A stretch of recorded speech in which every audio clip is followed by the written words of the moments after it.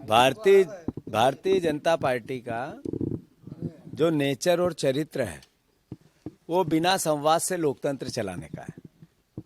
आप देखो कि किसानों के 3 काले कानून लाए, सदन में चर्चा नहीं, संबंधित इफेक्टेड किसान वर्ग के किसी संगठनों से चर्चा नहीं, और अलग अलग समय पे अलग अलग परिस्थितियों में संसद में भी चर्चा से एक तरह से उसकी तिरस्कार था।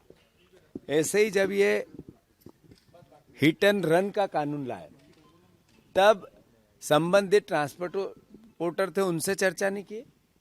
संबंधित लोकसभा और राज्यसभा में विपक्ष के जो नेता थे उन्होंने मांग की कि ये जांच के लिए संसदीय समिति को भेज दी जाए। उसकी कोई भावना का एक तरह से कोई सम्मान नहीं किया गया, और सांसदों ने जब अलग अलग बातों को लेकर संसद में अपनी बात उठाने की कोशिश की तो उनको संसद से बाहर फेंक दिया और विधेयक पास कर दिया।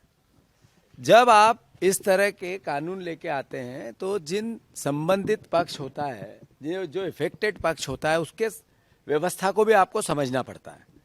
क्या जिस जिस देश में ये कानून है वहाँ के ड्राइवरों की, ट्रांसपोर्टरों की इनकम ऑफ सोर्स इतना है जितना वहाँ था? क्या परिस्थिति है कि वहाँ का जो लिविंग स्टैंडर्ड है ड्राइवरों का क्या हमारा है क्या? 8,000 रुपये में यहाँ ड्राइवर काम करता है, 15,000 रुपये तक यहाँ काम करता है, 25,000 रुपये अंतिम तनख्वाह होती है ड्राइवरों की। बहुत हो जाए, इस महंगाई के दौर में उसका काम नहीं चल सकता है। तो शासन एक पक्ष ही देखता है, दूसरा क्यों नहीं देखता है? कानून लाने से पहले संवाद होना चाहिए, वो भारतीय जनता पार्टी के चरित्र में नहीं है।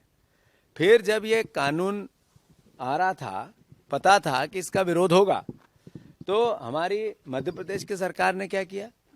जो लोग परेशान हो रहे हैं, आज पूरा देश प्रदेश जाम है।